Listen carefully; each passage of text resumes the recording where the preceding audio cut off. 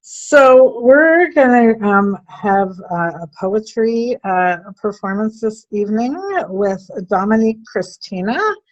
And Dominique is an award-winning poet, author, educator, activist. She holds 5 national poetry slam titles in 4 years, including the 2014 and 2012 Women of the World Slam Champion and 2011 National Poetry Slam Champion. Her work has greatly influenced by her family's legacy in the civil rights movement and by the idea that words make worlds. She is the author of 4 books, 4 children's books. Her 3rd book, this is a women's work, published by SoundsTrue Publishing, is the radical exploration of 20 archetypal incarnations of womanness and the creative process. She is a writer, actor for HBO series High Maintenance Series. And she has a website you can visit and look at her work and purchase her books, DominiqueChristina.com. And I just wanted to say that I had the incredible honor of experiencing a performance by Dominique in Seattle, Washington in the beginning of February. And I have to say, living on purpose is something I witnessed, her embodying that, and I saw a woman who is utilizing her poetry to change the world and has incredible amounts of courage. I was so moved. I just wanted her to be with us and shift us. I don't think you could ever see the world the same again when you've had an experience of her. So without further ado, I just want to hand it over and welcome wholeheartedly and just with so much gratitude, Dominique Christina. Thank you. Thank you for having me.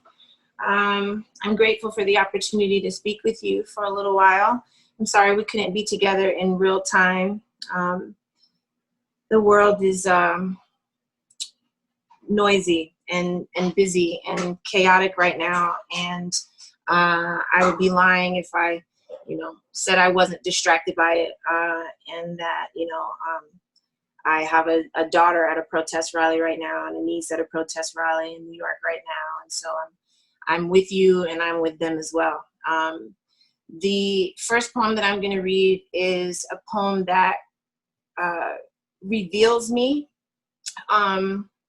It's one of those unintentional poems. It was born out of a conversation that I had with someone that I met when I was 16 years old. I'm 46, so this is a 30-year relationship. And he was describing, just whimsically on a phone call, the day that we met in high school. And he was describing the girl that he met. And listening to him, I realized that what he was describing was the hologram that I had created in the preservation of myself, right? Just in an attempt to sort of survive my experiences. I had created this, there's nothing to see here hologram. Everything is fine, right? And a relationship as long as ours, and hearing him still describe the lie, I knew when I got off the phone that I needed to get back in integrity with him, yeah, but with myself. And so I just sort of sat down and I wrote it's like a laundry list. I wrote all of the things that I was bringing into that initial interaction that he did not perceive of, as a way to sort of practice a willingness to be entirely myself, right? The magic of it, but also the mess of it, and all of the spaces that I've walked through in order to arrive here. And so this first poem will be that, because I think transparency is important, and I think vulnerability is important, and I think it's redemptive, and I think it's good medicine, and I think we need good medicine right now. It should go without saying that it's potentially triggering for some. Do what you need to do to take care of yourself. When we met, the ghost of a girl who looked like me stepped out, fashioned a tiara from kitchen knives, declared me queen, pulled me from behind the gravestones and whispered your name.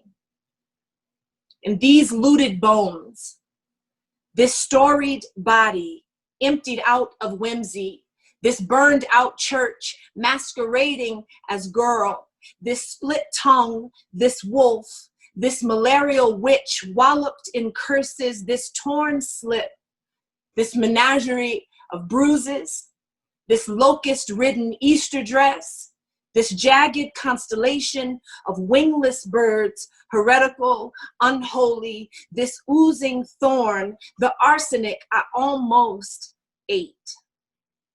This wicked, willful witch unblessed by God, beholden to all my sins, the death music of my childhood, the sum of sorcery and rotting dollhouses, spent cartridges on schoolyards and weekends with rapists, the sum of stepfather's hands and locked playrooms, the devil in the details, the wasps in my belly, the puppy Leo killed, the gun my grandfather loaded the same day, dead dogs in the dumpster.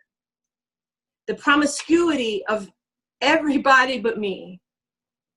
The days I overthrew death. The day Dennis and Marcus didn't. The murdered children I played with. My grandmother's premonitions, my stepbrother's abuses, my sister's absence, the razor blades and the Halloween candy, the funerals that took all morning. The dress they buried Jakisha in, the crunch of Carla's bones under that car, her blood running down the sewage drain in the way I forgot all about it the next day. The priest who was molesting her, the nuns who beat me, the rosaries that hung from their necks, the twin girls next door with third-degree burns, their mama who lit the match, the everyday crucifixions, the pornography in my best friend's basement, the cases of beer her father drank, the way he beat his wife after, the boys like kettles whistling who murdered with indifference, the way I still hung out with them on weekends. And the times I fingered a pistol, the sum of chalk outlines and girls assaulted in basements. The alchemical concert of new breasts and rapacious uncle figures, Gerald, Jr., Richard, Alex, Raymond, how each tried to steal something from me, how I held on to every offense and learned how to fight when 4 girls held me down. How religious the blood in my mouth, the bruises on my neck the next day, like first place ribbons, the wild I grew, the fangs too. The hunger. I met you on a Monday,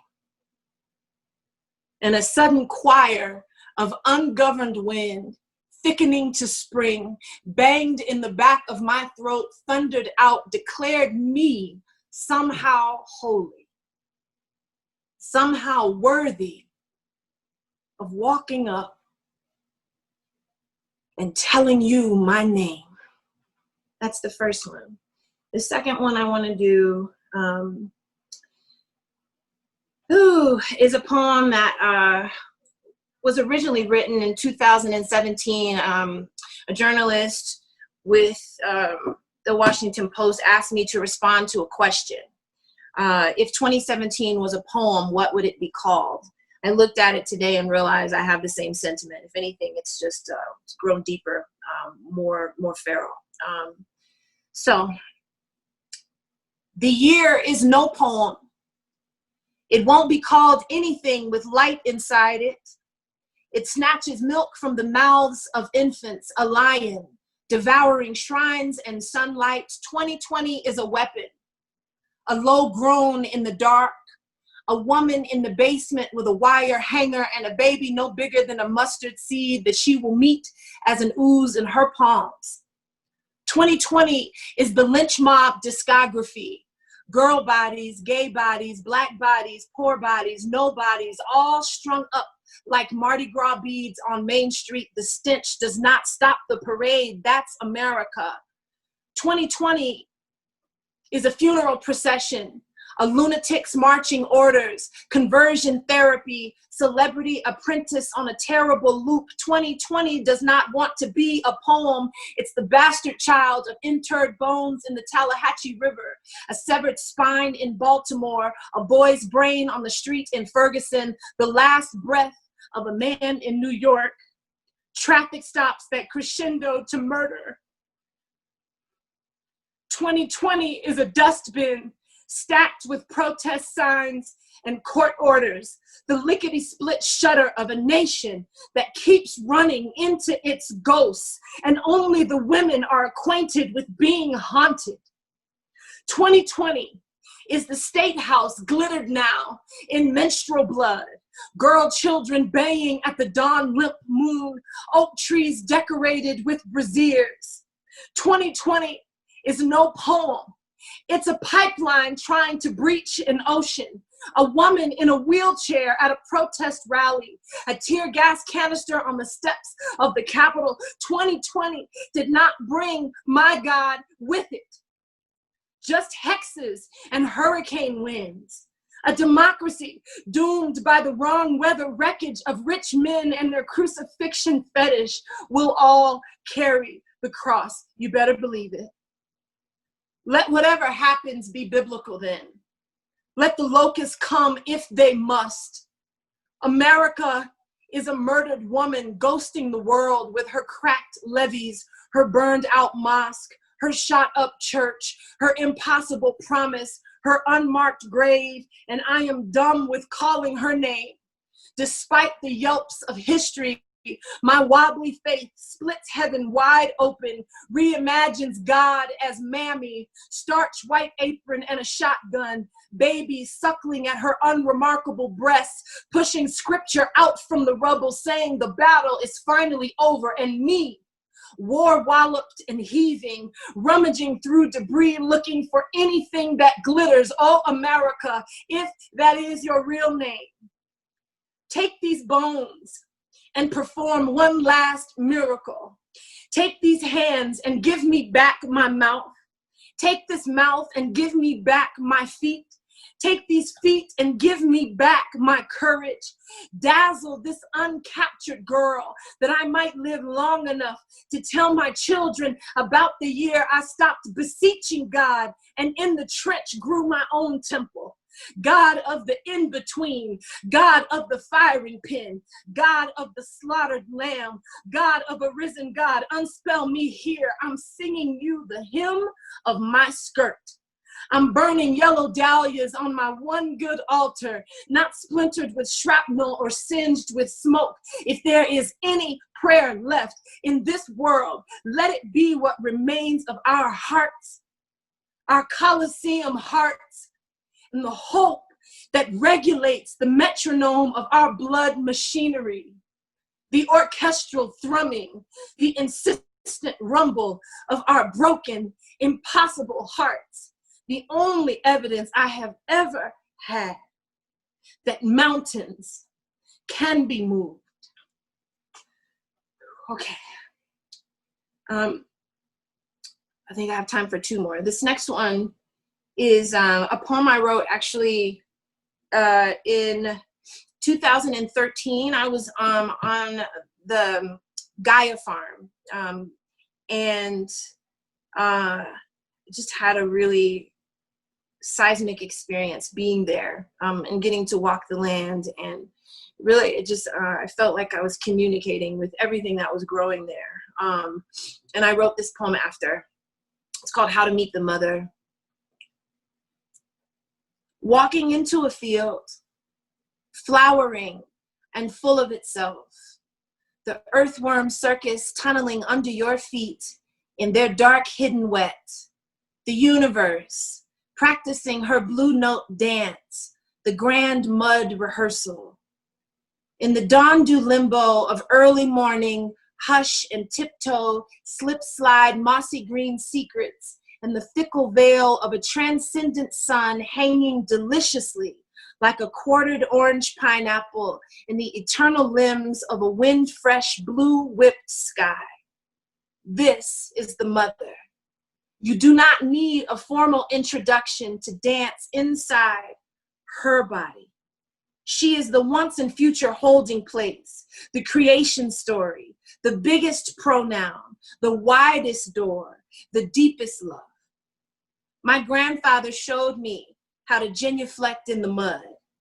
We wore dirty knuckles and wide smiles, the uniform of faithful parishioners, tomato plant and collard green worship, the amen applause of beets and chard, the choral rumpus of vine and root, the kind that sounds like hawthorn trees bending to meet an inevitable wind. Flowers shimmying, nectar delicious, they lift their skirts and wait for a sting. They know what their own music is. They do not ask for permission to dance out loud, to take the sun into their wide pink mouths, to leap when they open, to curtsy when they close. What a necessary rhythm, the scripture of thicket and rock. Gaia, you show us what poetry means.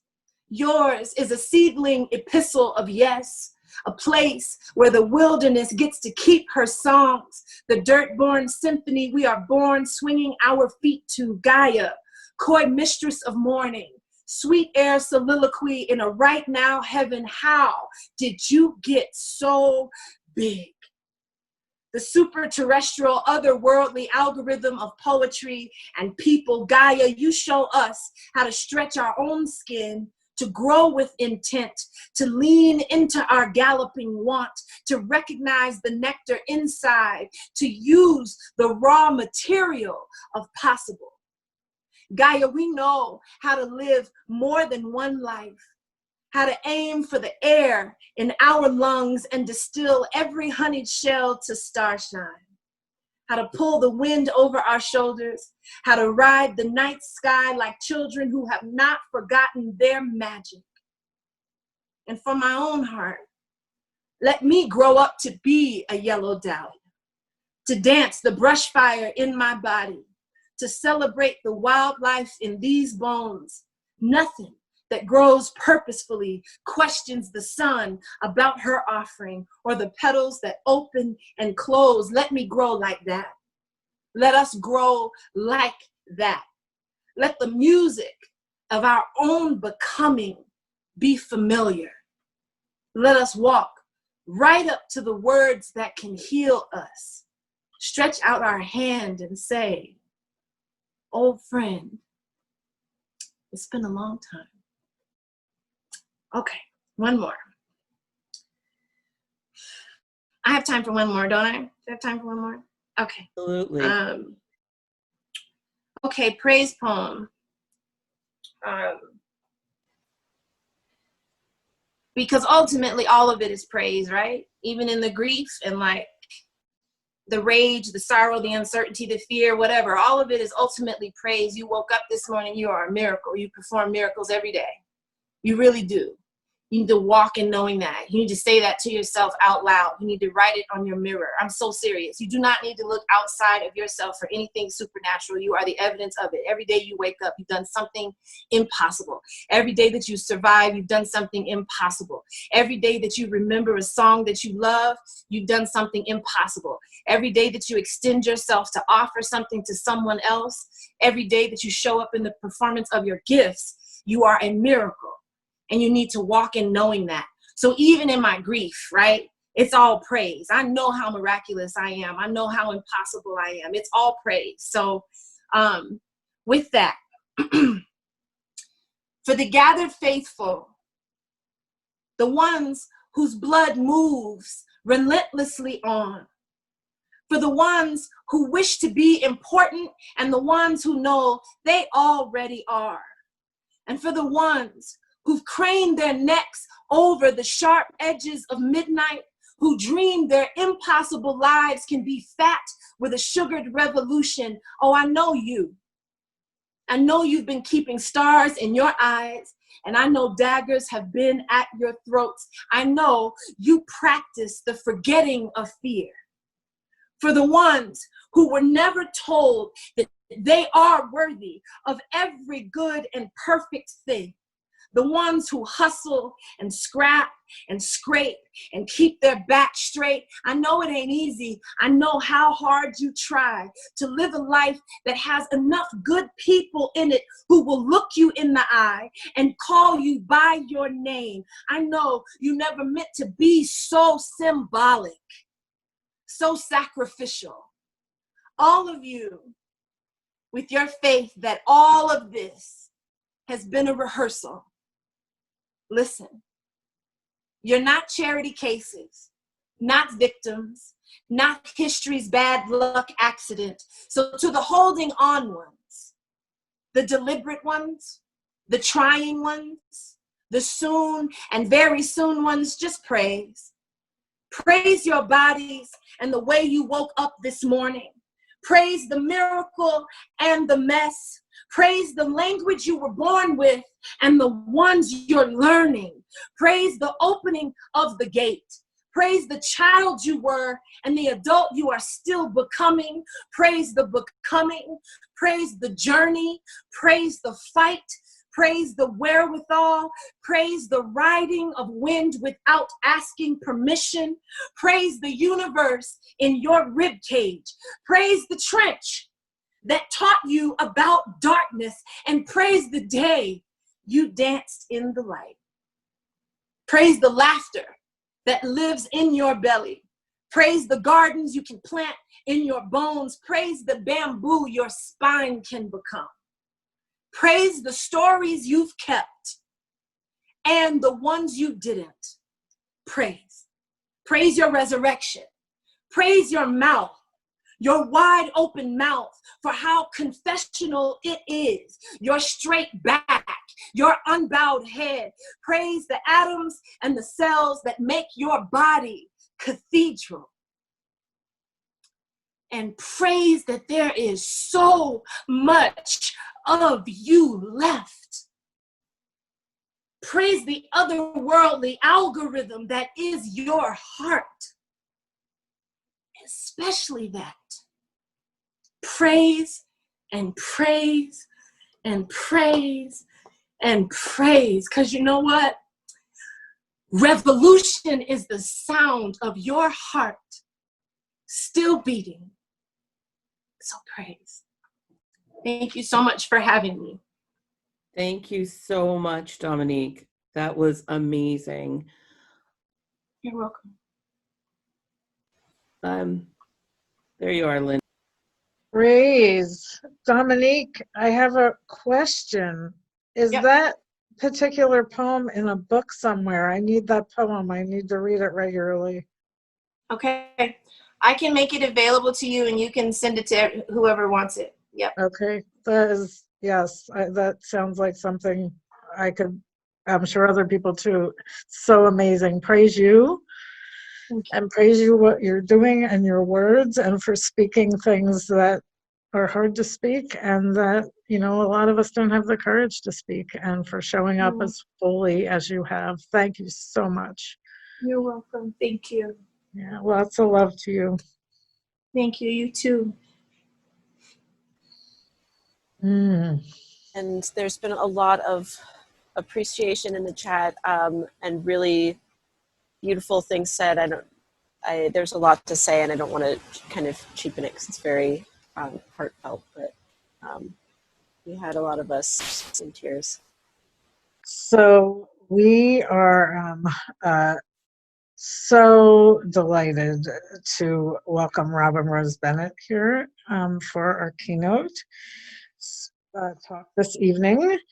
And Robin, there's a lot of things that are amazing about Robin.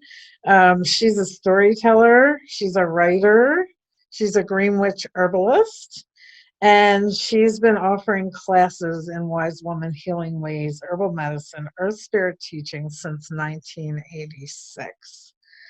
She teaches at conferences and festivals and medical clinics and all kinds of things. And she's taught for the Midwest Women's Herbal Conference in the past, and we are so delighted to have her back.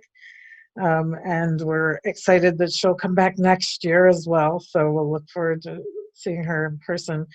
her books, she wrote the book Healing Magic. That was, I believe, her first book that she wrote.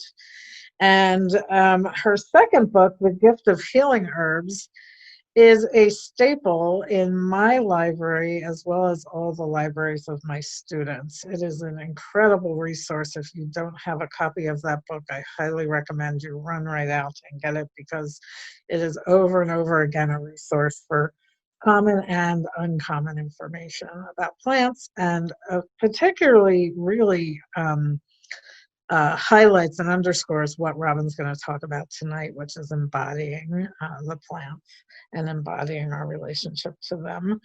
And so I am just so excited, and I just wanted to share, that's kind of the stuff that's a summary of her bio, but I also wanted to share, I think it was, you said in 2018, Robin, I believe, she took a year-long sabbatical and took some time out, and I watched that happen, and I really admired that, because I have to say, I don't know many herbalists who do take that kind of self-care time.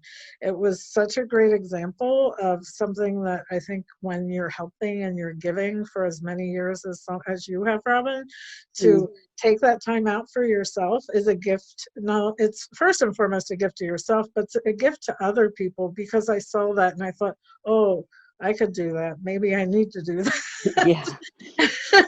And so I just really admire that you took that time to take care of yourself and tend to you, because that is something that a lot of times when we're out helping people, we don't do. And it's probably, you have to put your own oxygen mask on, right?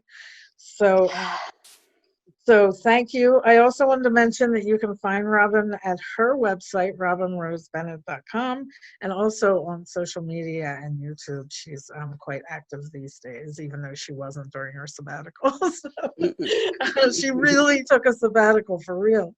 Yeah. So I am so delighted. I know tonight's going to be amazing, and I'm sure Robin's going to throw us some balls of gold like she does through her books. And so I just can't wait to sit back and listen. So welcome, and thank you so much, Robin. Oh, thank you, Linda. It's so good to be here. And I'm a big fan of you as well. All the things that you do integrating into your daily life with food as medicine. I love to check out your videos and things. They inspire me. You do things kind of bigger in your kitchen than I do in mine. But yeah, hello everyone. I'm about sitting here, going to have a private conversation with Linda. I'm beyond delighted to be here. Yesterday, I just told anyone I spoke to, I'm in Wisconsin. Leave me alone. I'm at a conference. And everything that I've been to, I love how it's been kind of all weaving together, this living on purpose and resilience. And I'm still, excuse me, I'm still in a little bit of, as you can imagine, assimilating Dominique's performance, her poetry, what she shared, and so I'm like, I was in tears too, and so I'm kind of just getting here again, and yes, so I'm going to light a candle to start.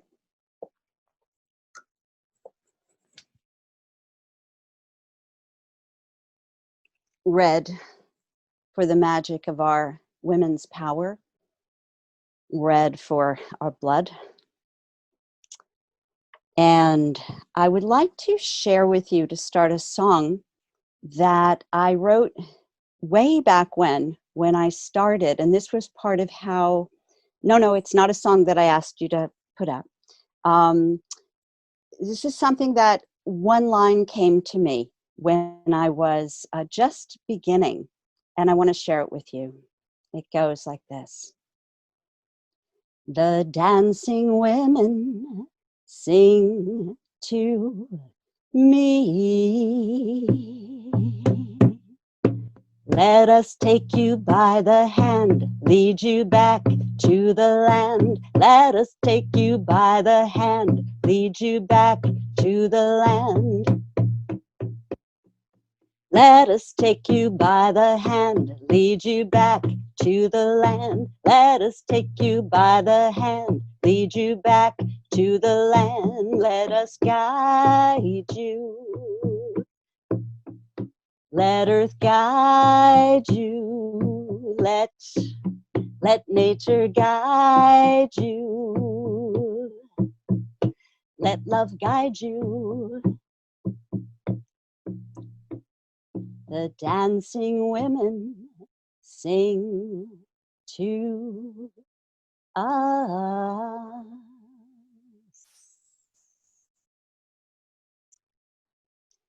Everything is calling us to presence. Everything in nature is conspiring to help us to wake up to our authenticity. I could spend the next whole thing of this presentation quoting Cornelia, quoting Dominique, quoting things I heard in the minutes I was in other workshops. We all know these things. So the issue is, how do we do it? How do we, my very first teacher, her name was June Graham. She was actually one of the very first soap opera stars. So June, one of the things she said, of many things that stay with me forever and ever, was the longest trip any of us takes is from here to here, right?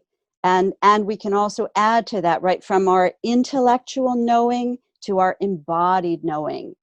And, very, very recently, I had put out a newsletter where I talked about my own surprise at the degree of joy and peace that I have been able to, not to say that I never, dip and spiral out and all of that, but the overarching joy and peace that I've been centered in through even this, crazy time. And the newsletter was about my own surprise about this, because I spent most of my life being frightened. I spent most of my life feeling not good enough. I spent most of my life, anyway, I won't belabor the point. You get the idea. So it's like I was looking at it and writing about that these teachings work, that these teachings shift us. They shift us inside of ourselves. So the thing is, people always say, okay, yeah, but how? Okay, yeah, but how? And I just want to say one thing at the beginning, which is this: the how gets taken care of for us when we make the commitment. I have seen this over and over and over again, because yes, I've been an herbalist for 35 years, but before that, I was kind of incorporating these spiritual teachings of my teachers from a very young age, from like 18 or so. And those teachings are completely valid. About they're kind of the way that Dominique said, show up in all your, what was her words? They were so beautiful. Be entirely yourself, the magic and the mess, right? And so the spiritual work I did was about accepting the mess part of it. And I would have lots of fabulous like highs and moments, but it wasn't until the plants, it wasn't until the earth and nature that I found my way home to being in a body, to being in joy at being alive. So here's the thing. Right now, we can certainly say, we can see and we can say that the world is in a big mess, right? And this predates COVID, clearly, right? The world is a mess, but the universe is working perfectly. The universe is working perfectly. And this is the reality that the plants are connected to. And this is the reality they can help us connect to. And as we connect to the reality that underlies all of the dramas, it gives us the juice and the sustenance that we need to then go and address our chosen areas of where we want to bring healing. Where we want to bring, none of us can do it all, right? But we have areas we want to bring healing, to the ocean. We want to bring healing around civil rights. We want to bring, we all want to do it all, but we can't do it all. And we go into despair when we try to do it all because we can't, right? And no more than a dandelion can be an oak tree, right? And a maple tree can't be an artemisia plant, right? So we need to come home to who we are. Now, I'm going to get lost in my, or not lost, but I'm going to get into my thing and forget that what I wanted to do was have us do a song together. So let's start with connecting ourselves. If I could have my wish right now, I would be giving this talk standing outside. But let's bring ourselves in deeper touch with the earth right now. If you would put up the We Are One slide, I'm going to ask you to sing with me. And so please enjoy and feel this. We are one with the soul of the earth, Mother Earth. We are one with the soul of the earth, Mother Earth. We are one with the soul of the earth, Mother Earth. Imagine that your toes were digging into the soil right now, perfect temperature. We are one with the soul of the earth, Mother Earth. And the sun is shining on you, or maybe you like the night and it's stars shining on you. We are one with the soul of the earth, Mother Earth. A rainbow comes in through your crown. We are one with the soul of the earth, Mother Earth. We are one with the soul of the earth, Mother Earth, Mother Earth. We are one with the soul of the earth, Mother Earth. Just a couple more times.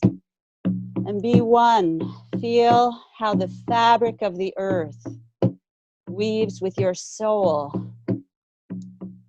Touch that truth. We are one with the soul of the earth, Mother Earth. And if it helps you, think of a specific place that you love and feel that she's listening, or your favorite tree is listening to you. We are one with the soul of the earth, Mother Earth. We are one with the soul of the earth, Mother Earth. We are one with the soul of the earth, Mother Earth.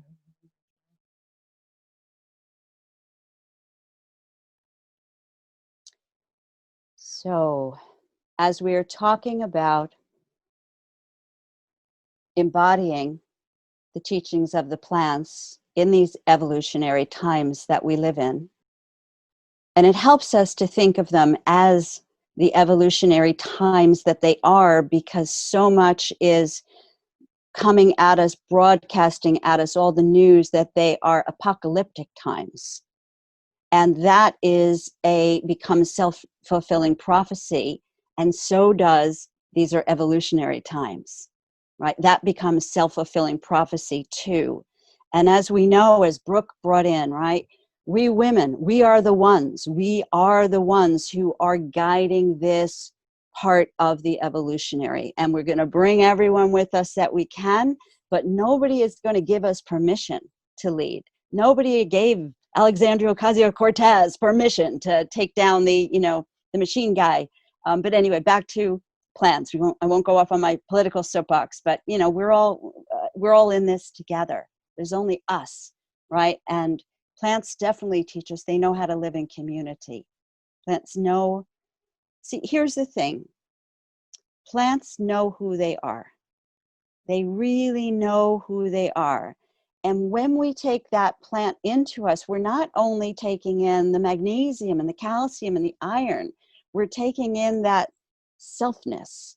And so every time I eat my nettles is properties, right, are not only just nettles knowing who she is helping Robin know who she is, right? And stripping over the years, these layers and layers and layers of all the overcoats that I had put on in order to be accepted and loved and not killed and, you know, blah, blah, blah, blah, blah, blah, blah, blah, blah, right? So Nettles knows who she is, right? But not only that, but I'm taking in her spirit of, you can't touch me unless I give you permission, or it's going to hurt you, right?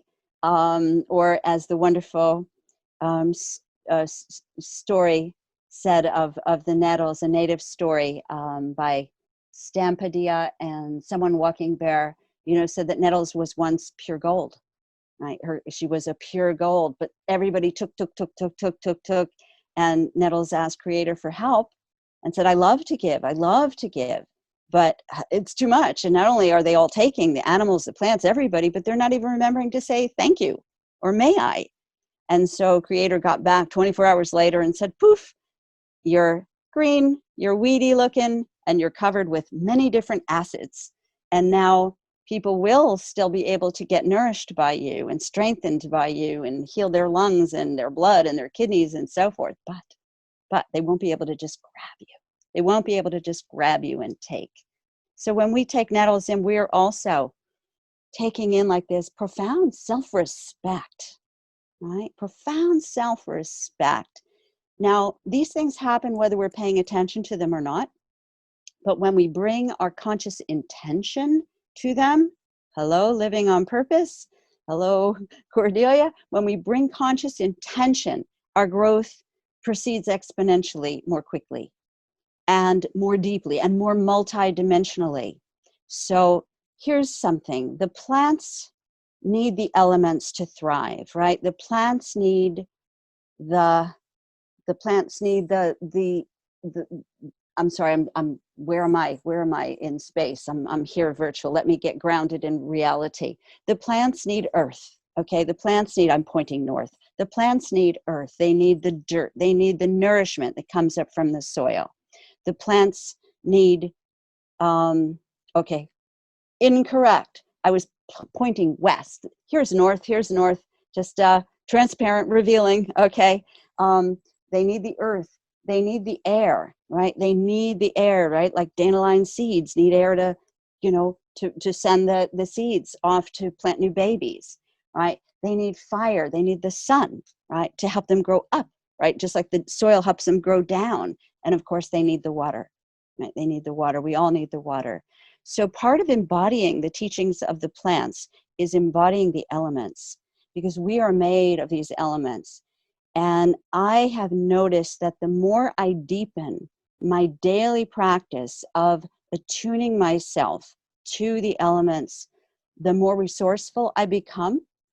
And it's as if we are calling the largest part of ourselves, right? So let's do it. We're going to do it right now. A very simple circle calling. So here's the other thing about this. The sacred circle is always here. Right. But again, we as human beings, we like to bring ourselves into conscious connection to it, right? By voicing, right? And I often say it would be like trying to make soup without the pot, right? We've got to have the pot to put all the ingredients in. And so the pot is the circle of the elements. And that circle that feeds the plants and that feeds us becomes a spiral when it moves through time, just as we move through time. Linda's not the same as she was 5 years ago, 10 years ago, 15 years ago. None of us are, right? We grow, we evolve. So we bring in below and above and the center. All right. So join with me in your heart of hearts with the candle kind of holding the center.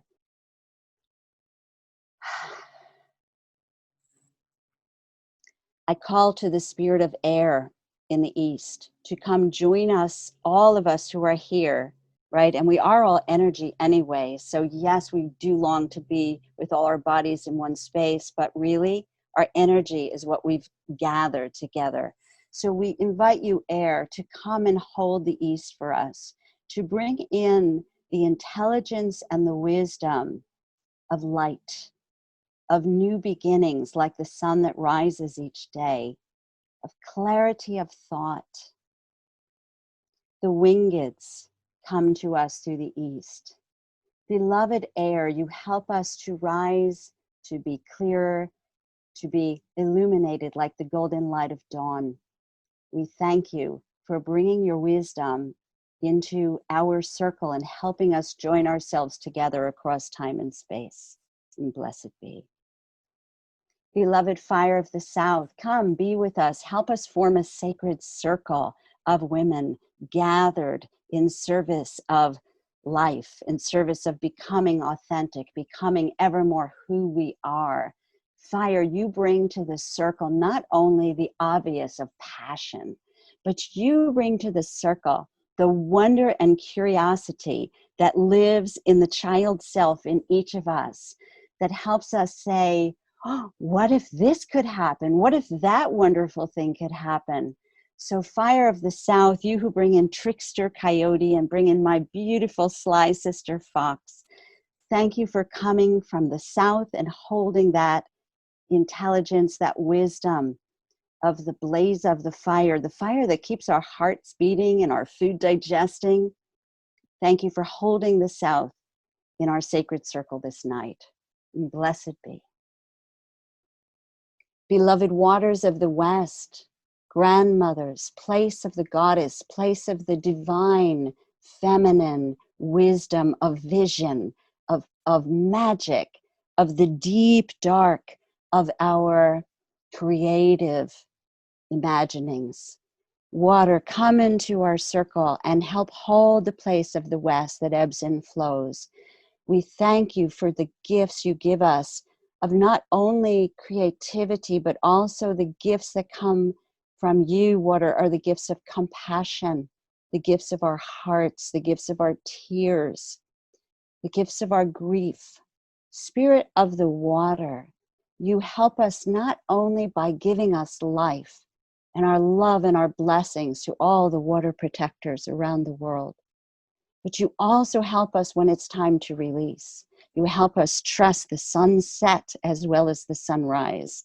So we thank you for the darkness. We thank you for the black, fertile time of night and dreaming. Just as we put our seeds into earth, into the dark, we bury them to bring them to life.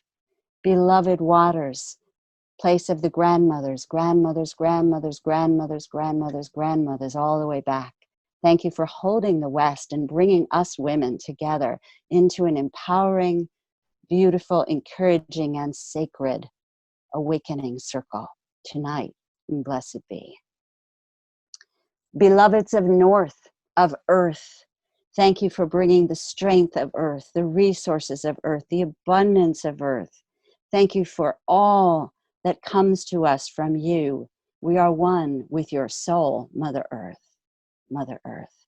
Spirit of Earth, thank you for bringing in the wisdom of life, of all of the creatures, of all of our green allies, the green nations, the weeds of the sea, the seas themselves, all that is of the earth.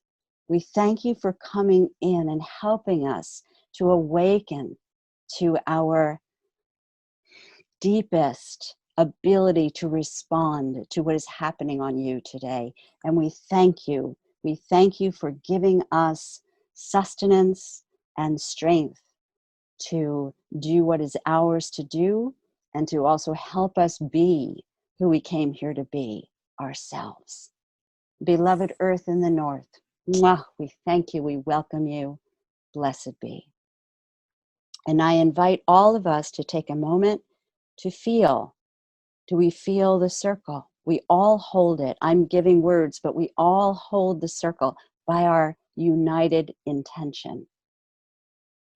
I welcome the spirits deep down below, the place where we have dropped our bones and flesh in other lives, the place where our ancestors' bones live, the place where under our circle, tonight, right now, and throughout this conference, as well as in our lives, there is the fantastic cauldron of transformation.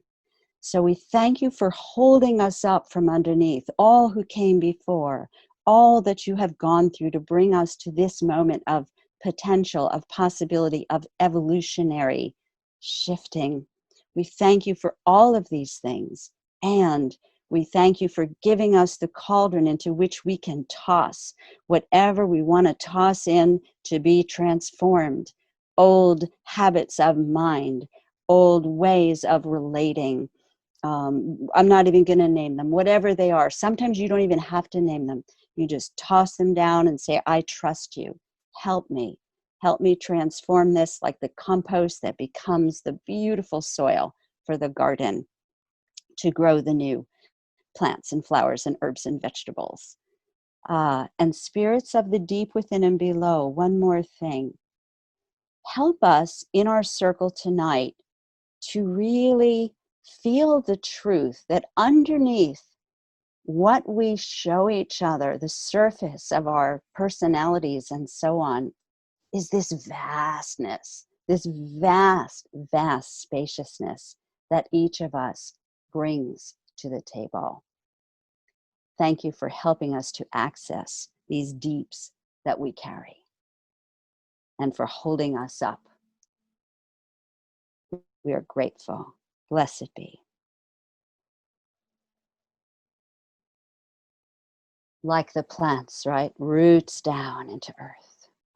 Spirits of the great above, spirit that is transcendent, that shines above the immanent spirit that is underneath us, right? As above, so below. We thank you for being over our circle tonight and helping us from above, shining into us, through us, as us.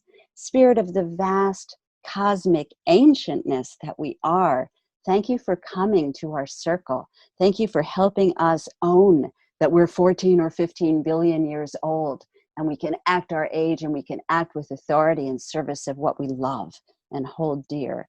Spirits of the great above, of the ancient light, of the cosmos from which we also came, earth dust, stardust, this is us.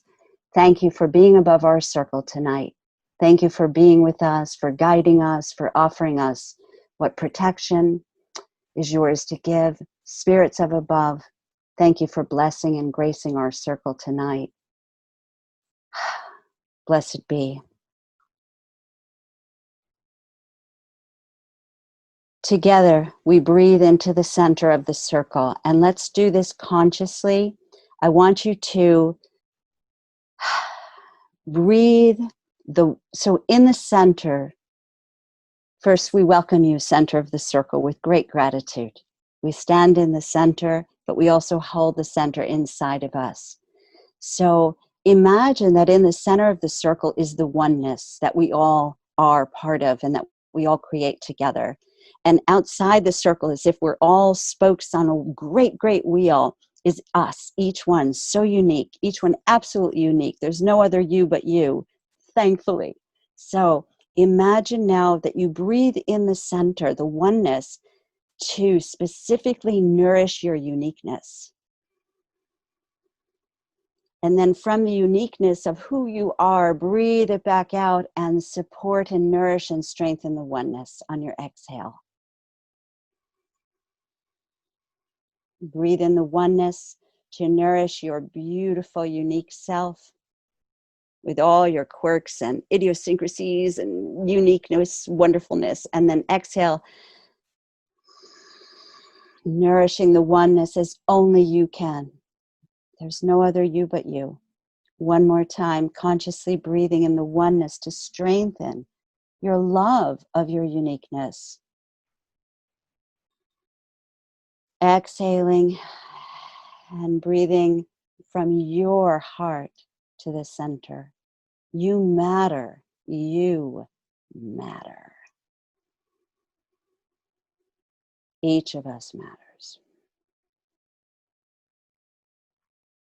Beloved center, place that goes beyond any words that we can give to you.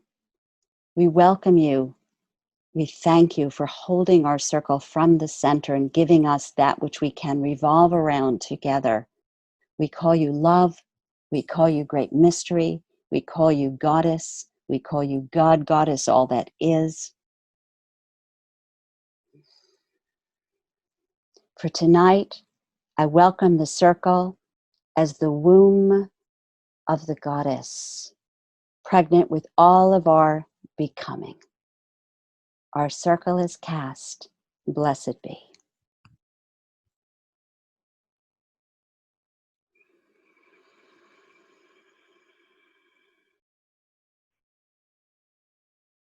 And so, let's talk about specific plants. There's a thought I started back before any of this that I'm not sure I finished. Let me come back to it just in case, and if I did say it, it can be repeated. Don't worry about how. Make the commitment. Give yourself over to the universe. Trust the air, the fire, the water, the earth, and your evolving into authenticity and inner liberation happens. It happens. It happens. It happens. So, who helps us? Well, I mentioned Nettles, so I'm going to hold her up. Nettles, she decided I would get nicely stung as I was getting ready for tonight. So I've already talked about her sting from all those acids that she's filled with, but check out too, like, isn't this a heart-shaped-ish leaf? Not an anatomical heart, but our symbolic heart that we do. So Kiwi Denokwe, who I was fortunate to meet when she was still embodied, said, of all the creatures of the earth, the plants have remained truest to their original instructions, which is to give of themselves generously to all beings. So from the heart of Nettles, we get this teaching of self-respect. I feel like there's a part of me that's hearing all these voices going, oh, and Nettles has also taught me this, or, we could add that, and yes, we can. But I'll just go along as I'm going along, because I don't think we made provision for conversation. I'm so much more oriented to conversation than monologue, but, I'll do the best I can. So I want to talk a little bit about the gift of violets. So violet is sort of so different than Nettles, right? Because violet teaches us to soften, right? Nettles helps us kind of get a little tougher where we need to get tougher, right? And violet, she helps us get softer where we need to soften.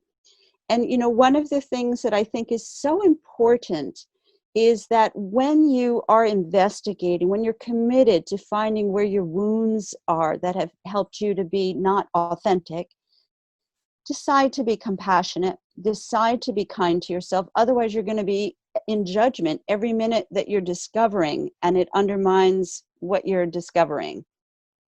I hope that makes a little bit of sense. It's a practice. So that's the other thing. Everything's a practice. Everything's a practice. Let it be like when you put the seed in to the ground, it's not you put an acorn in the ground, it's not an oak tree yet, right? And so we sometimes are our worst enemies, right? We're like, I should have known that. I should have been there. I learned that already, right? How many times have you said that? I've said that a lot. I'm still learning that. Yes, that's right. You're still learning that because it's another layer and it's another layer and it's another layer.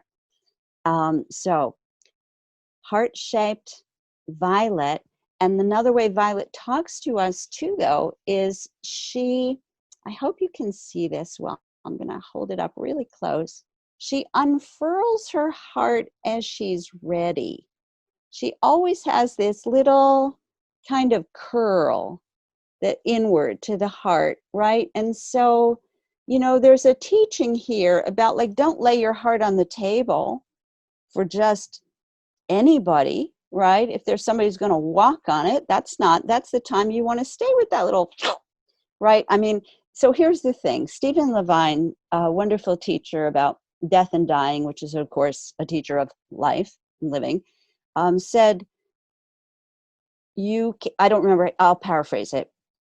We want to know how to be able to say no to somebody and keep our hearts open, right? A lot of times we'll shut down our heart when we have to say no to somebody because we feel bad about saying no.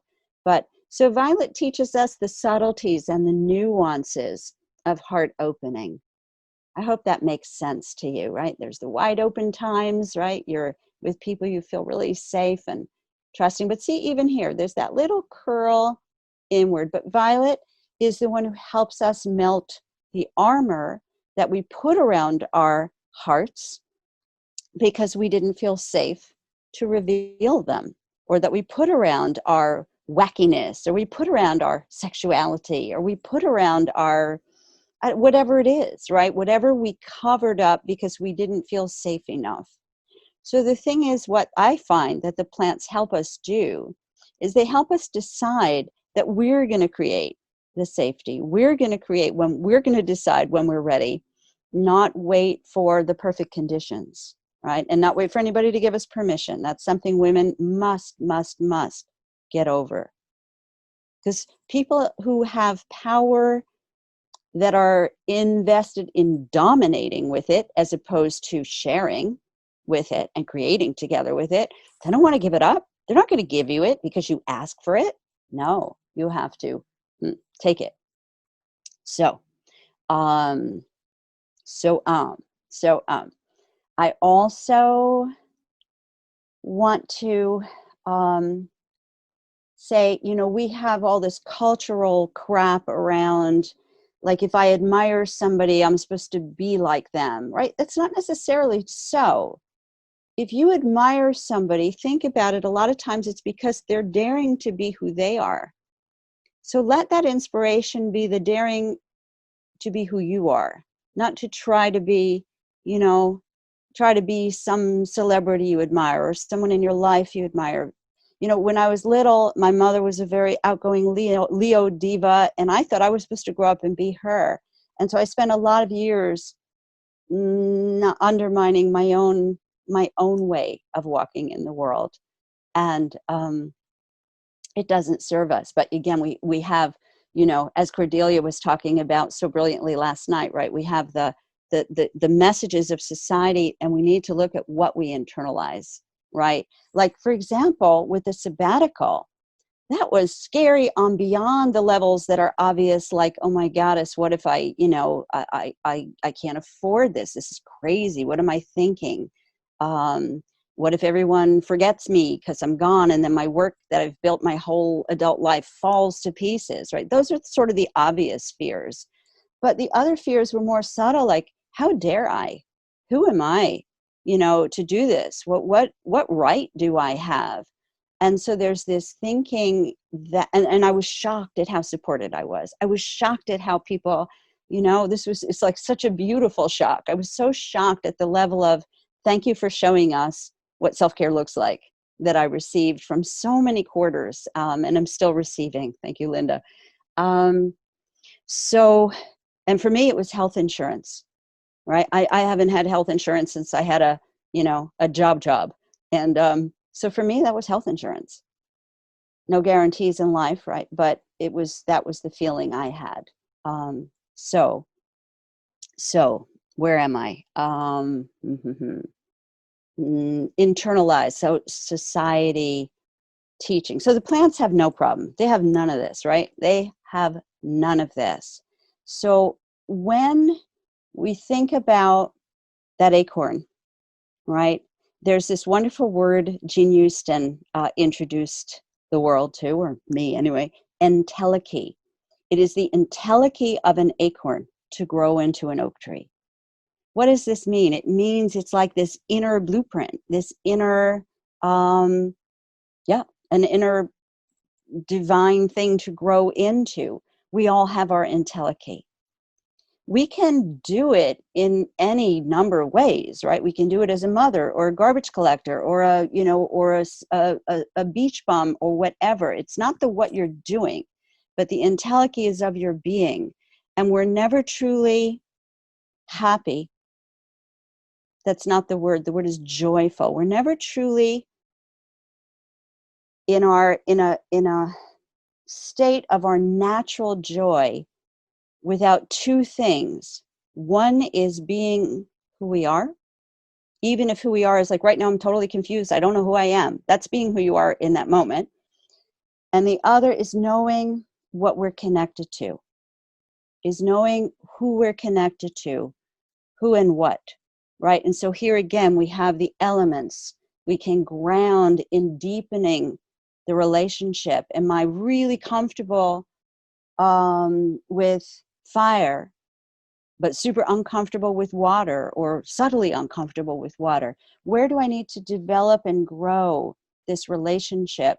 Because it will help you. I guarantee you, it shifts everything. And it also is simply orienting you. It's an orientation that no matter what is going on in personal dramas and big stage dramas, you're oriented to reality, like the dandelion is, like the oak tree is, like the linden tree is, right? Fire, water, earth, air, these are life. This is the reality under the drama. And as wise women, right, as wise women, we want to look through this first eye, third eye, first eye. Someone wrote to me on YouTube, having seen my Artemisia video, and she said, you can't rename it first eye. The third eye is what it is. Really? Okay, I can't? Okay, I didn't answer. I held back, but here I had my moment to vent. Thank you for listening. But I was like, why? Why can't I? You know, it's a metaphor. It's a in case it's somebody who's here, it's a metaphor. So first eye sees truth. First eye sees that even amid the chaos, evolution is happening, transformation is happening. So a plant that helps us a lot with that is our beloved Artemisia vulgaris, right? Artemisia vulgaris. She has so many teachings, as they all do. For me, Artemisia is like, as the Anglo-Saxons called her, the eldest of worts, the eldest of the wild plants. And I mean, all the wild plants, as we embody them, we're embodying wildness, right? Hey, yay, we're embodying wildness. That gives us a lot of juice. So Artemisia to me is, I often see her, she's like the tree, like a tree of the plants. She really is an elder, because I see the trees as the, you know, like more of the grandmothers and grandfathers of the plant world, the green nations, right? But Artemisia is a grandmother plant. And so I had fun thinking about something that she embodies, that can help us to embody it as well. Embody, what does that mean? Live it in your body. Live it in your body, right? Body, mind, heart, soul. We are very stuck here. I spent the vast majority of my life here. And coming home to being in your body is a part of freedom. It's a real piece of freedom. And we work things out too much, or try to, in our minds, and we can't get that far. We got to bring it home into the body. So I appreciated the body workshops that I saw going on. But one of the things about Artemisia, right, is she is this color green, this beautiful green on the top, and she's this beautiful lunar silver on the back. So I was thinking about Artemisia guides us to look underneath things, right? She guides us to look under the surface of things. So that, let's just say somebody's speaking to you, they want to go into business with you, and they're saying all the right things, and there's something in your body that is uncomfortable, right? You want to listen to your body. You want to look under the surface and not accept the words at face value if something feels off.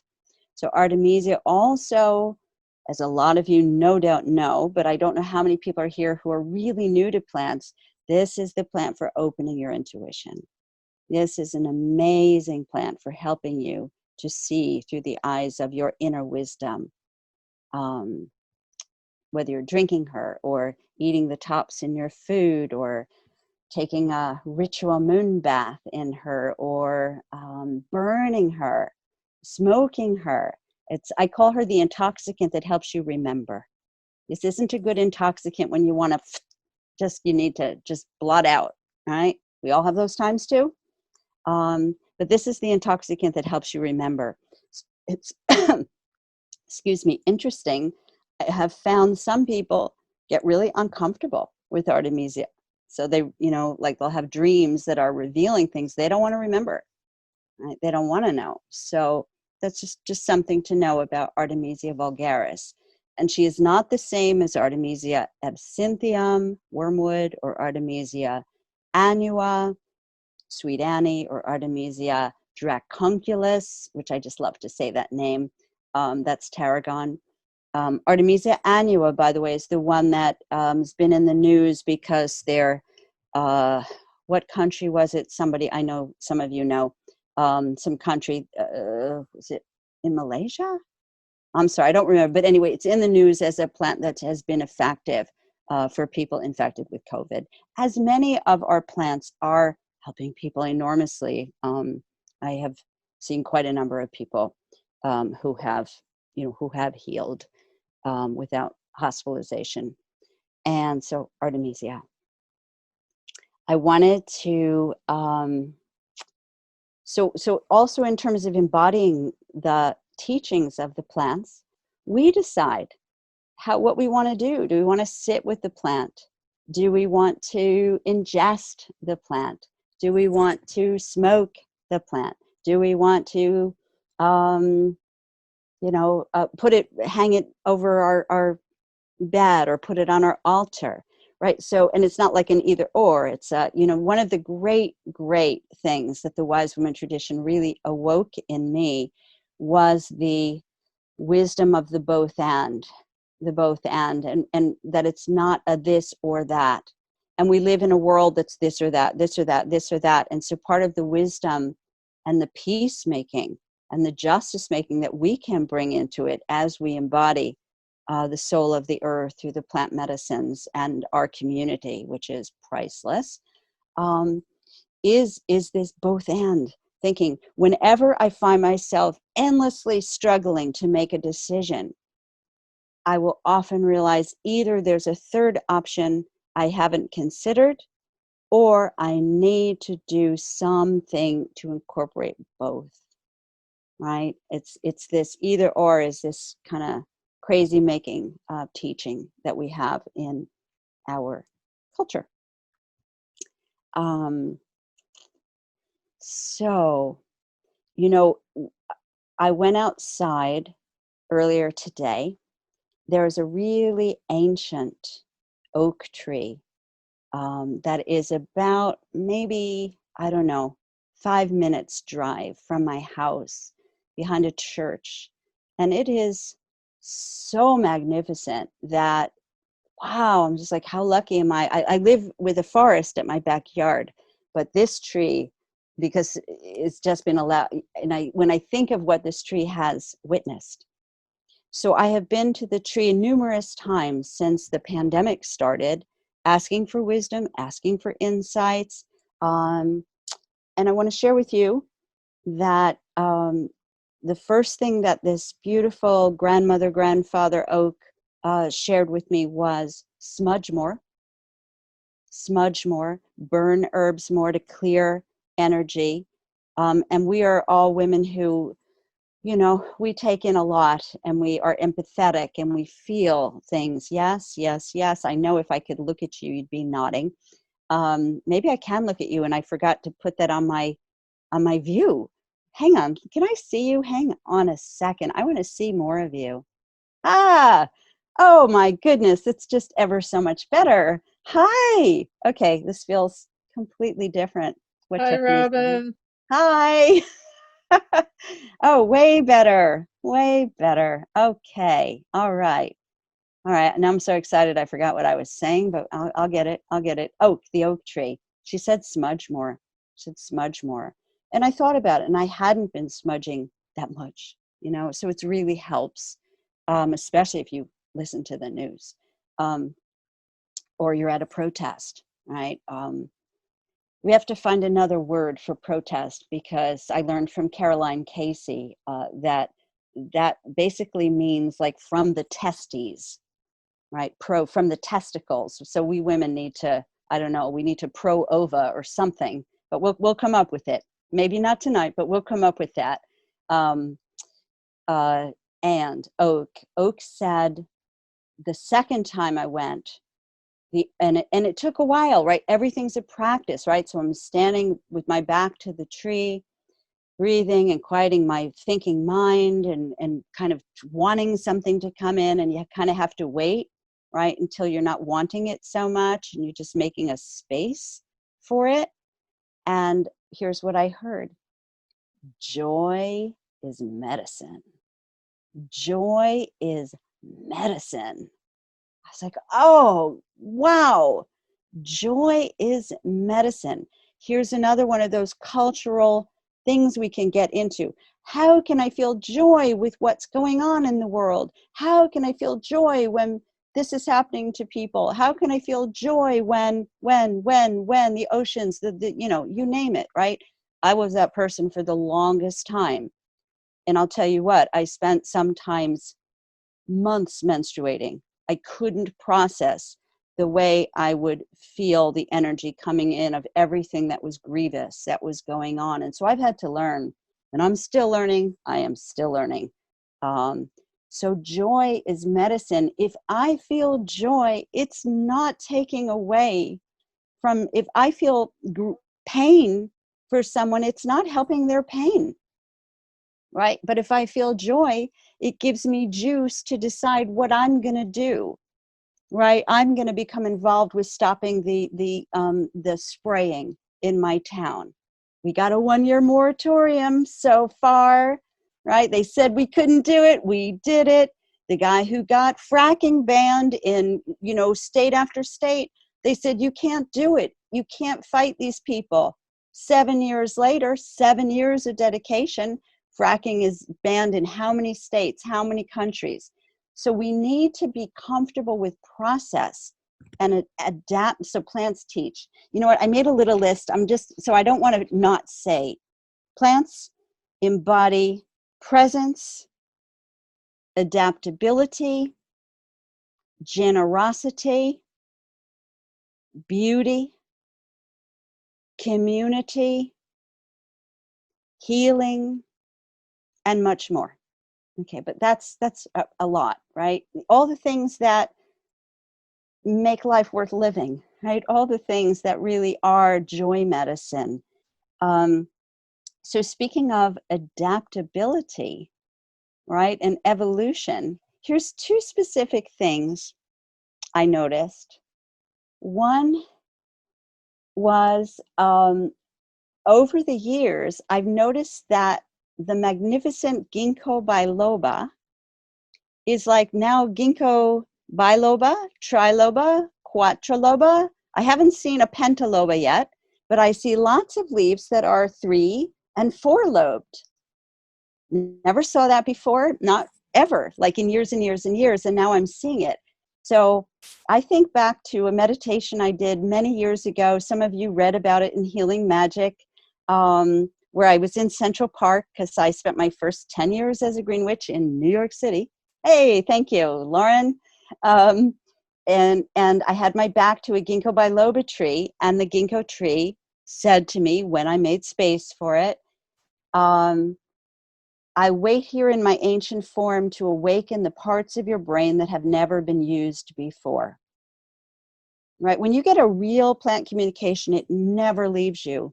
It never leaves you. And you feel it in your body. People always ask, how do you know when you're making it up versus the truth? You kind of live with it and you see if it holds true, right? And it's also a feeling you get in your body and soul that you have to practice to learn to trust that. And if you discover you made something up, oh well, you know what I mean? It's so you live and learn. Oh, I wasn't really in truth there. I just wanted that to be true. Okay, then you learn that. That's important. One thing I didn't have, ginkgo, right? So to me, that means she's like almost symbolically showing us, right, that the approximately 92% of our brain that we don't use and that we don't even really know what it's there for is waking up. And so we want to consume ginkgo and wake up more talents, more resources, more abilities. Yes, yes, yes. Robin, And can you repeat what you said which about one? what Ginkgo said to you? Ginkgo said, I'll give you the full quote this time. She Yes. said, yes, yes, tell them, eat me and drink me. I wait here in my ancient form to awaken the parts of your brain that have never been used before. Thank you.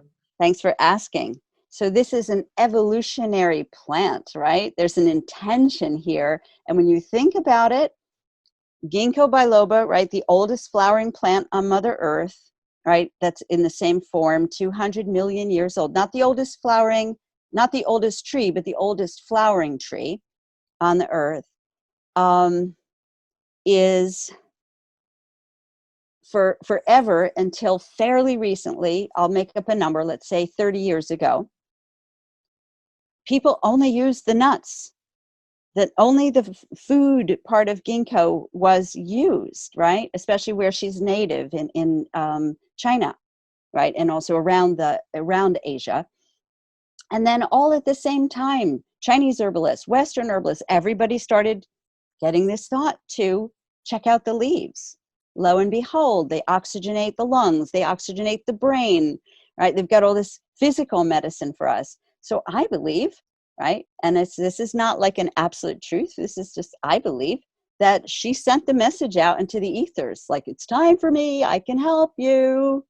And right now, everybody's sending that message out into the ethers. The bears, the squirrels, the crows. I don't know if any of you saw this thing I saw where the bald eagles in, I think it was Seattle. So it was somewhere or Oregon. It was Oregon or Washington State. Bald eagles were taking garbage out of landfills and dropping it on suburban lawns.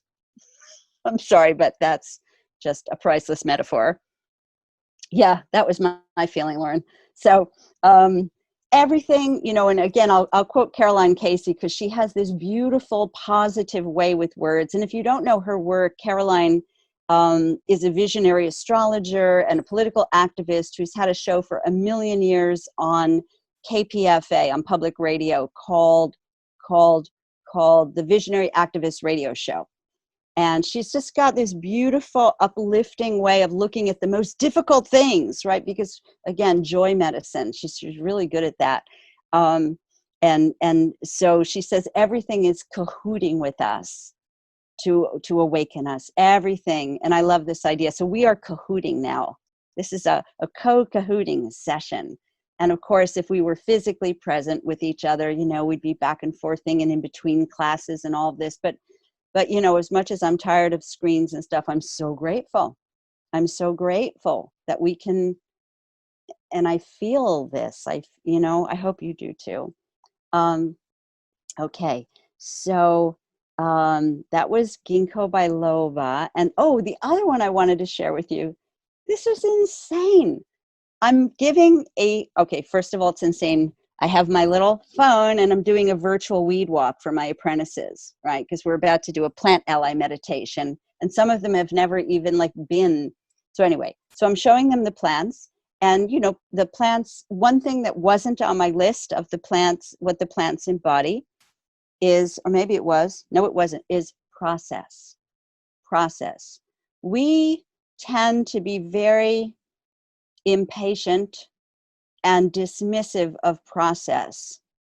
We tend not to trust that things go step by step by step, like we open step by step, we reveal ourselves step by step, we become who we came here to be, moment by moment by moment. So it's like we think we're either doing it or we're not doing it. It's not true. It's all in process, right? Like your plants are growing right now in your gardens or in your wild, right? They're in process. So I'm doing this weed walk and I'm saying, all the plants are different. You can't say, you know, any absolutes, but there's a few things that are absolute, right? Like all rose family plants have 5 petals and then are regular, right?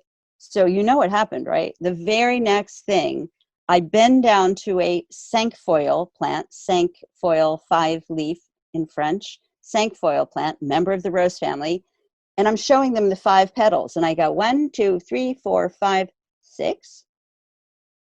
6? They don't have a 6. And I look at the next one and it's 1, 2, 3, 4, 5, 6. So all the plants are changing, right? They are adapting. We are adapting. We're evolving. Nothing has to stay exactly the same. We are in a time of much loss. There's no denying this. We're in a time of much deathing. We're in a time that is really difficult.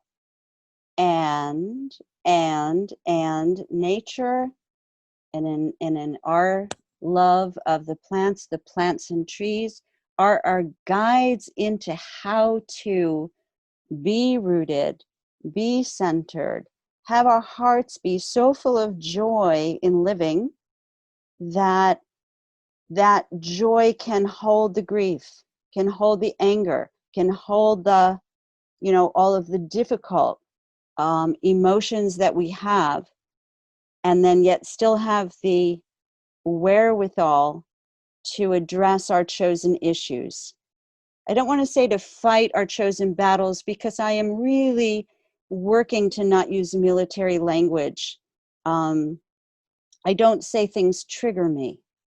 I say things upset me, or they activate something for me. It's not a trigger. We don't fight illness. We don't fight illness. You know, I was, of course, so touched, you know, Linda, that you were bringing in prayers for Susan. So, you know, Susan said, no, I'm not going to do this surgery. I'm not, you know, blah, blah, blah. That's not me. I'm not going to do that. And ultimately, it was the love of life that had her change her mind and say, I am going to do this. I'm going to live. I'm going to live. So it was a process, right? We shift and we change. Here's a beautiful plant ally, Rose. Rose. I took the name Rose because my father's mother, Rose, was one of those women who was silenced. She was one of those women whose spirit was broken for her. She was an extraordinary woman ahead of her time, and she ended up in an insane asylum, electroshocked into nothing, you know, and no one ever talked about her. And so I decided one day I was going to take her name and bring her back. And there's wonderful, one day that'll show up in another book, because I finally met a relative who knew her really well. And I met this relative when she was 100, and she had all her marbles. She was totally awesome. And she told me all about my grandmother, which was such an incredible gift. I mean, you know, my other grandmother, Esther, my great-grandmother, my mother's grandmother, was an herbalist. I didn't know that. For like the first 10 years, I was an herbalist. And in Yiddish, my uncle said to me, they called her a tishamacha. And I said, what's a tishamacha? And he said, it means a mischief maker. And I said to myself, if I've ever heard of a euphemism for a witch, there it is.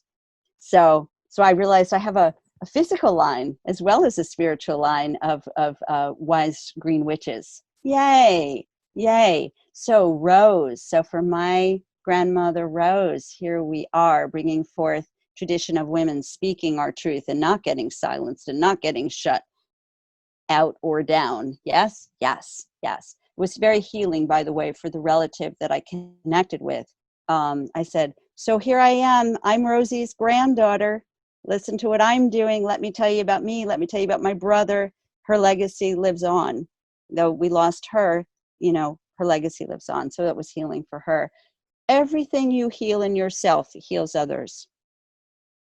Everything you heal in yourself heals others. the people around you, your neighbors, your ancestors, future generations. We set templates for them when we heal. So this whole thing about selfishness, taking time for self, no, it is so important. It is so important. So Rose, I was talking about Rose. So what does Rose embody? I mean, there's so many aspects of Rose. So one thing is, if you go to a mature rose plant, you see that there's all these different parts of her all on one bush. There's really young green stalks. There's thick, gnarly, almost like tree bark, gray branches. There is the obviously the most obvious part, right? The spines or thorns of the rose, and those usual 5-petaled flowers. Ha ha ha. You know, those 5 petals are also like the pentacle, right? Which is a sign, a metaphor for a human, right? With the arms up and the legs down are 4, and the head the 5th, right?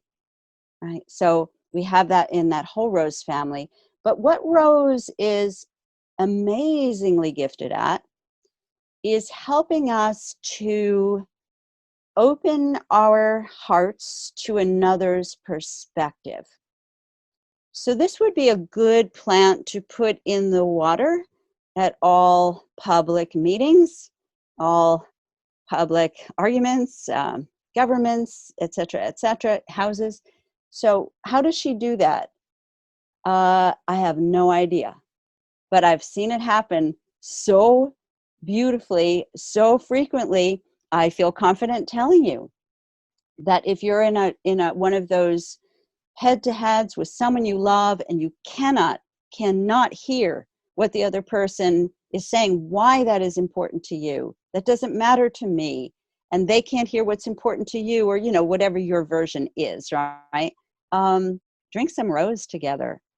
It totally helps. It's just amazing. Just amazing. Want to mix it with a little Artemisia? It'll help you see under the surface of things. And rose, like hawthorn, is one of those plants, trees that helps us both to learn how to say yes to what we want to say yes to, and how to say no to what we want to say no to, without feeling guilty, without feeling we need to explain things, without feeling we need to justify. How many of us justify anytime we say no? And you give someone the whole story, like you have to. You don't have to. I'm learning this one. You really don't have to. And it's liberating to realize you don't have to.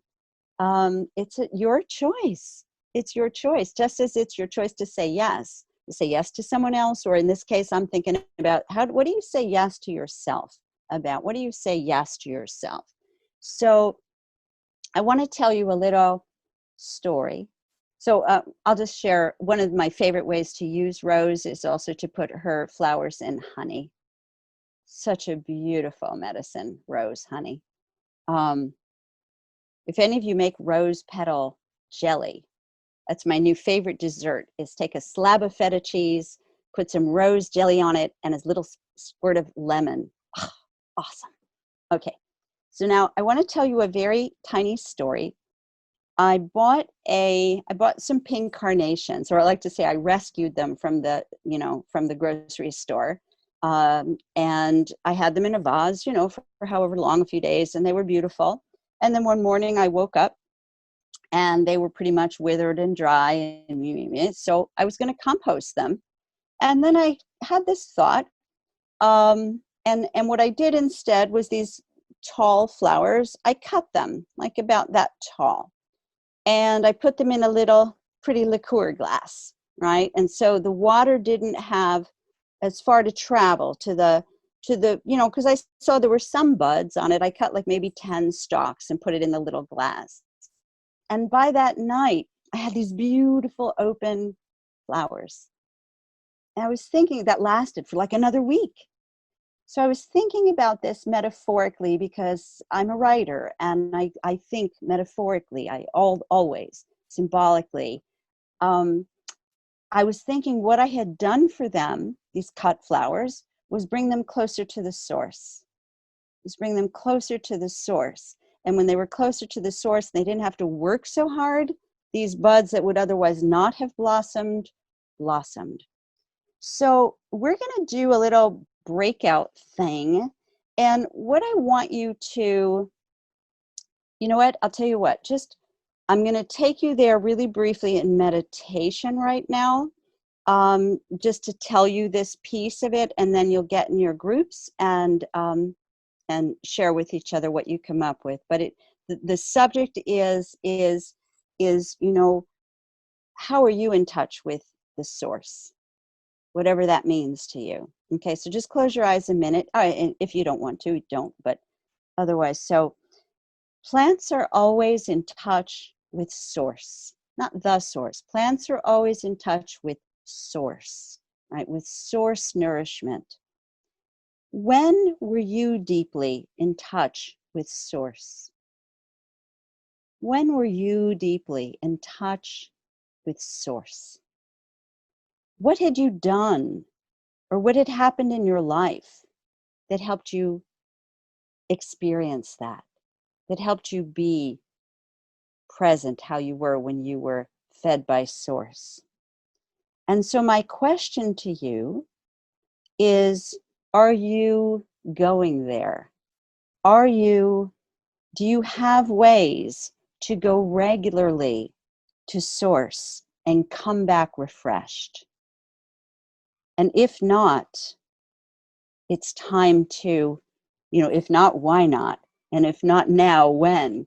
Now is the time to choose ways that bring you to source that you can practice consistently, because that's how you shift how you walk in the world, because it shifts you inside.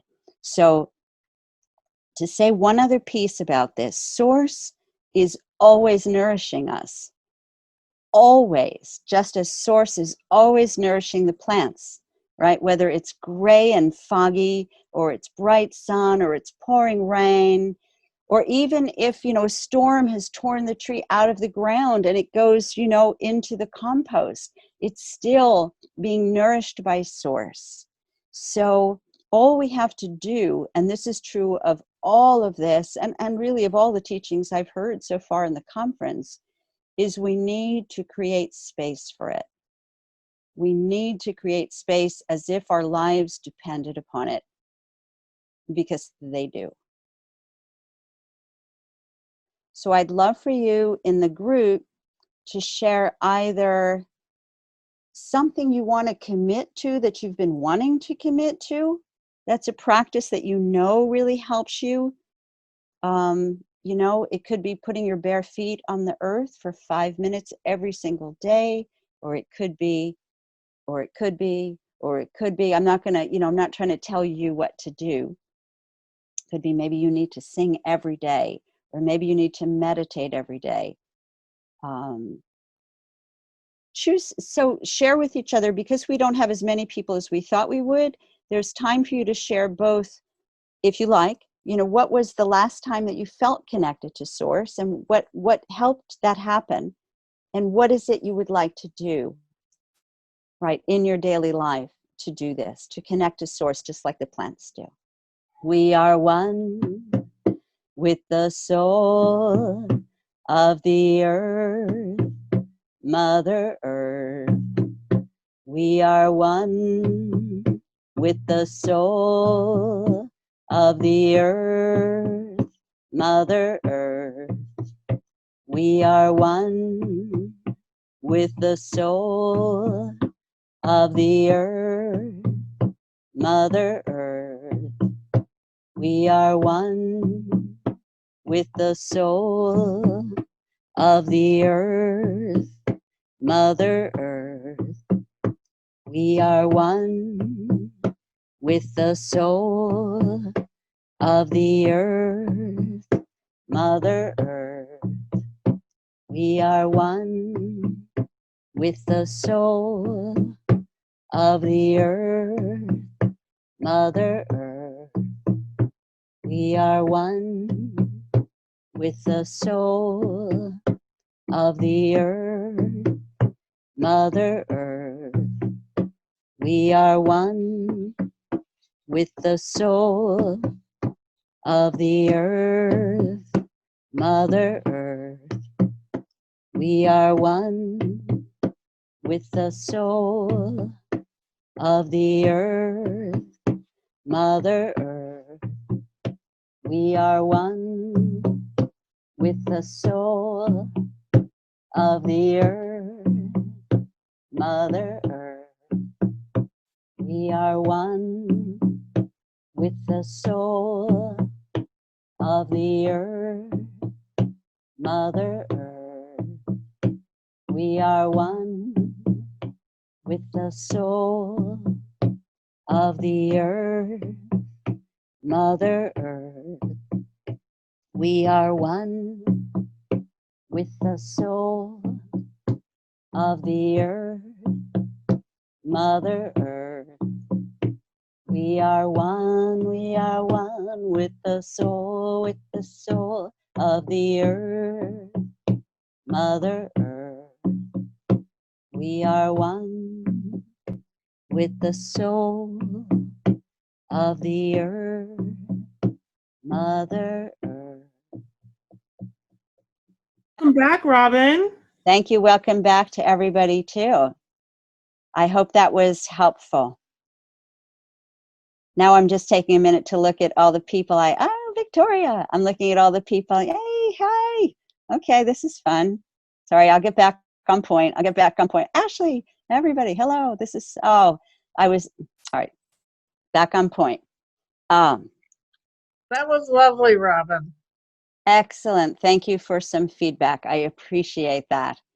Now, I want to share with you just a couple more plant things. Witch Hazel said, definitely talk about me because I don't mind being different. I'll flower when I feel like it. And for those who don't know, Witch Hazel flowers in the winter. Right? It's rugged individualist. And that makes me think of the beautiful thing that Brene Brown said, which I have so taken to heart, which is she said, don't strive to fit in. Find where you belong.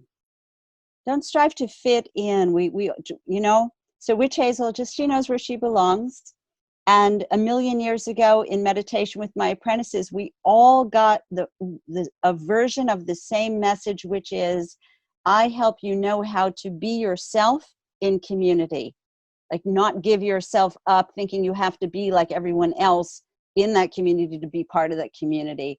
And I think that is one of the most valuable teachings that I know for our time now.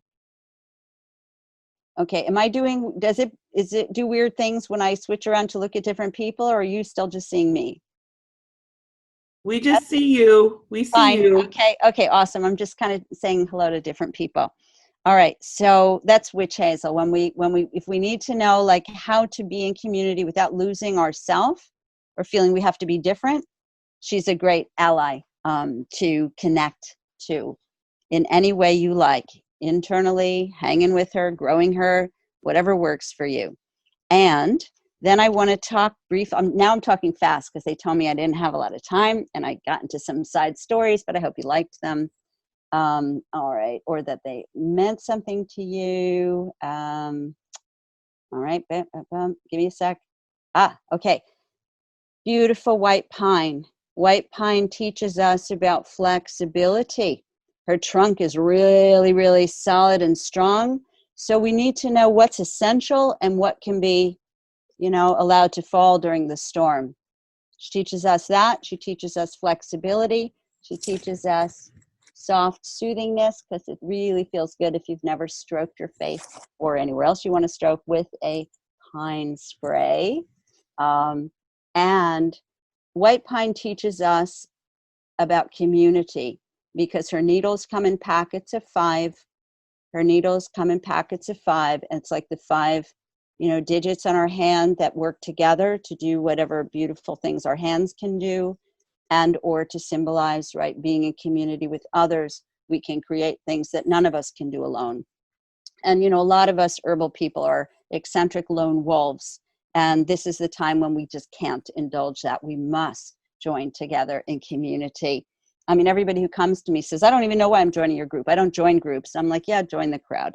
I know. So elder was the first tree that ever came to me in a dream. And elder is a grandmother who teaches us, she guides us through the chaos of transformation. Transformation always requires chaos because things have to unform in order to form. Sorry, doesn't that suck? But it's the case, it's true, and nature actually knows what she's doing. So I'm sort of serious and sort of not when I say it sucks, but you know, we resist it as humans. But elder is a beautiful guide through the chaos of transformation. And because the plants accept themselves as they are, I just want to tell you that when I first met elder, she was the rattiest looking elder ever. She'd been eaten by insects all summer long. She barely had any leaves. And I'm like looking at this tree in Susan Weed's garden saying, that's the tree that came in my dream, I think. It didn't look like that though. And so wherever we're at, whatever stage we're going through at this moment, we want to accept that. It's not only when we're being heartful, not only when we're being kind and generous, not only when we look our best, right? We need our compassion even more when we are, you know, not those things. So I can't not mention Grandmother Hawthorne. Grandmother Hawthorne sounds like a snake when wind moves through her leaves, making them shake. They rustle and hiss as they touch one another. Sounds like a snake may be grandma's lover. I'm just going to leave it at that. She's a good one for embodying your sexuality, great thorns, ability to say no, and to say, come on over. And not you, you. Okay, I'll leave it at that now for sure.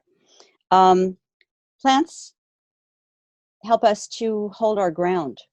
They know how to hold ground. And then when the ground shifts, they let go. I'll leave that at that. Think about how plants change as they grow.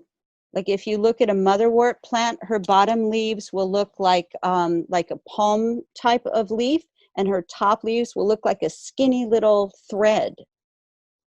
So allow yourself to adapt and change, right? She does that as many of the plants do to nourish what's essential, right?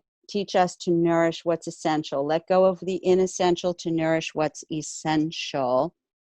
I also want to, so like the way that the plant will change that way, garlic mustard, right? Garlic mustard said in meditation years ago, I'm as common as love and as easily overlooked. I will remember that forever. I'm as common as love and as easily overlooked. She also said, and I help you through the worst diseases of your time. Eat me. So that's all the mustards I imagine, but I heard it from garlic mustard.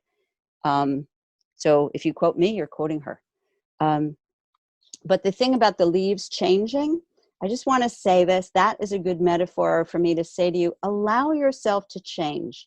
When you catch yourself, this is also relates to what Cornelia was saying about, when you catch yourself or try to catch yourself, when you hear yourself say, I always, blah, blah, blah, I never, blah, blah, blah, blah. Just take those out of your vocabulary. How do you know? How do you know what you'll always, right? Maybe you always did, but that doesn't mean you always will. So when you take out that, it helps loosen up a little rigidity that we have in our thinking, which can only be good. And the one other thing that I want to share with you is that plants grow down and up. They grow invisibly and visibly. Yes? Yes. That's us too. So even when it doesn't look like you're growing, you are. And we're going to sing, if you'd put up the tree song, we're going to sing about that. Okay, so I'll make it a little shorter. We'll sing it like this. And it has movements. I'll show them to you. You can stand up if you like. Standing like a tree with our roots deep down. Why don't you do a line? Standing like a tree with our roots deep down.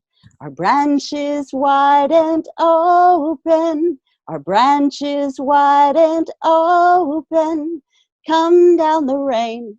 Come down the sun. Now pick a fruit. Come down the fruit to a heart that is open to be standing like a tree with our roots deep down.